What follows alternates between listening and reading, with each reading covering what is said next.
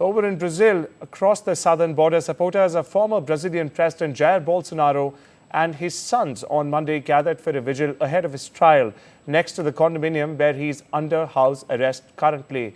Bolsonaro's son, Jair Renan and Carlos, greeted the group, thanking them for their support in a crucial time for their father.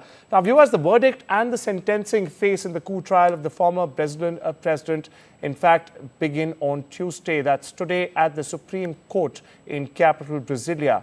The embattled leader faces a possible conviction of more than 30 years or 3 decades in prison for his alleged attempt to stay in power despite losing his re-election bid back in 2022. Meanwhile, a 5-justice panel will also have until September the 12th to deliver their decision.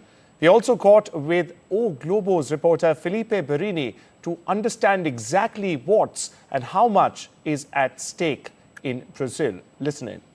What's the importance, the sheer importance of this trial, and how does this trial affect the public's trust in Brazil's judiciary?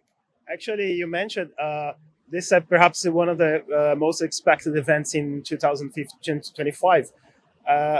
There is a major investigation, an open investigation, a lot of evidence, a lot of testimonies.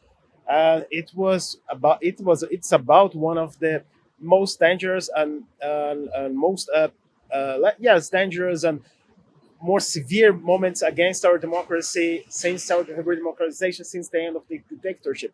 So there is a massive interest about this trial, because Bolsonaro is a leader of a political movement that strikes in front, right? That battles against Workers' Party, Lula's party, left, and so.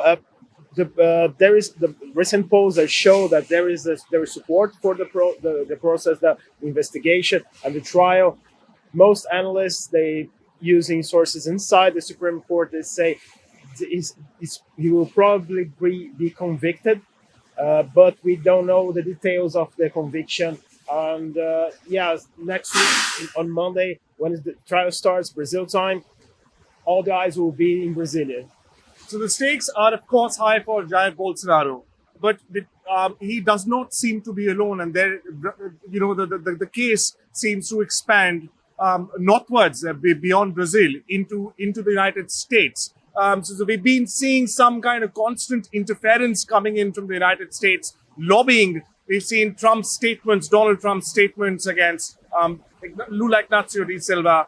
How do you see this foreign interference, and what actually is happening? What's the case about? If you could just round it up for all our viewers back home in India in a minute. There is an attempt of interference at this point because Trump has imposed sanctions against the Justice Alexandre de Moraes, who's leading the process, the prosecution. He has suspended visas for most of Supreme Court justice, but at this time the justices are all like, we are standing together. We are not backing down, and the government, the executive by President Lula, he's saying, okay, we have our back. We are not take any actions regarding this issue at this moment, but we have our back. So the Brazilian institutions are making it clear that we will not tolerate foreign interferences.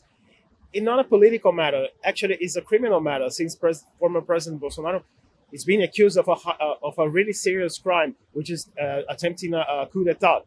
So at this point, interference is only an attempt of interference, not de facto. It had no effect at all in the process at this moment. We also saw, sticking with the US and Trump, we also saw reports of a Supreme Court judge who's actually taking care of this case, being sanctioned by the Donald Trump administration. What more can you tell us about that? What are these sanctions, and how pivotal a moment this is in not only the relationship between Brazil and the US, which dates back, but also Brazil's standing in BRICS and the global South? Mm-hmm. Actually, this is a really delicate moment, since the United States were the first country to recognize Brazil's independence back in the 19th century. And Brazil and the United States, even we had ups and downs, but we can't remember since the dictatorship. We can't remember a moment where our relations were so bad, were so tense, We had so much tension. Lula and Trump they haven't spoken till now, so it's almost a year that Trump is in office. But you feel not on the first levels of U.S. government, but you feel on the lower levels of diplomacy that people are saying, no, Brazil is a partner. We haven't always been a partner, a political partner, an economic partner. We support each other. We had good relationships. Lula, for example, when he was elected the first time, he went to the United States to meet with President Bush, who is Republican. But they both spoke for like an hour and a half, only the two of them. So this is let's say it's a peculiar moment for Brazil-United States relations. Everybody's hoping that things can calm down. At this moment, we don't have any indication that will happen.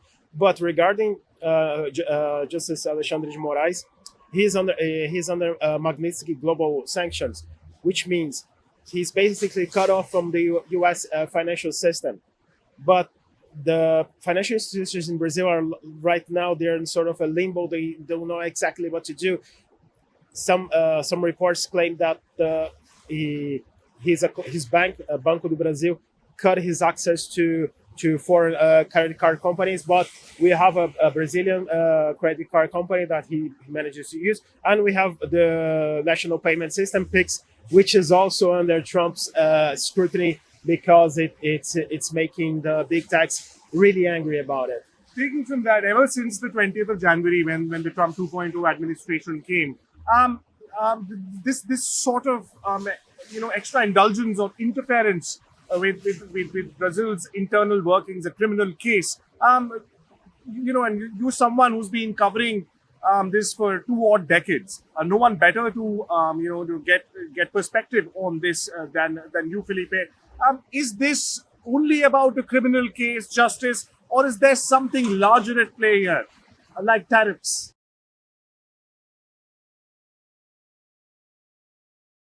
It doesn't make any sense to impose tariffs on Brazil.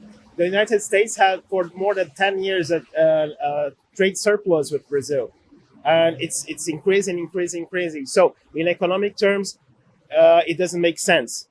However, there is an intense lobby by Bolsonaro's son Eduardo, who is a member of Congress. He's in the United States for months, and he's claiming everywhere, I have contact with Trump administration's officials. He's under investigation in Brazil for trying to meddle with the process.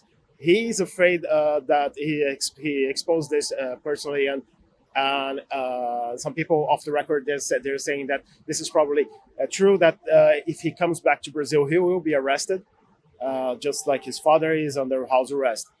So it's a really odd situation. I've been covering politics, international and domestic policies since the late 90s. I must confess to you, Arjun, I never saw anything like it as we are experiencing now, like in Brazil. If you could just sum this situation up in a sentence or two, in your unique old way, how would you sum this situation up in 2025? It's really hard. Maybe if we say expect the unexpected, but this is not this cannot not only summarize the Brazil-U.S. relationships now, but the whole foreign policy of Trump's government. Expect the unexpected. This at one side we must prepare for the worst, but on the other side, we see countries like Brazil, like India, like China, working ways to not depend so much on the United States. Have these tariffs also brought the global South together? We see the Prime Minister Modi from India. He's in Japan. He'll be in China for the first time in 7 years. There's a thaw in relations. The Chinese foreign minister was in India. Now there's a talk of the global South, of BRICS. Do you think this has actually, like a silver lining, they say, has brought the global South together as a unit? There is an intention. We saw it last July on the BRICS summit in Rio. We saw actually President Trump. He was not so happy about it. but we see the intention of global South countries to pursue their own paths. I mentioned BRICS. We are very diverse. We're a very diverse group. We have our own interests, our own kinds of relationships with the United States, but we see some intent of pursuing not to break with the United States, but have options, to have alternatives that do not harm our common interests and our national interests.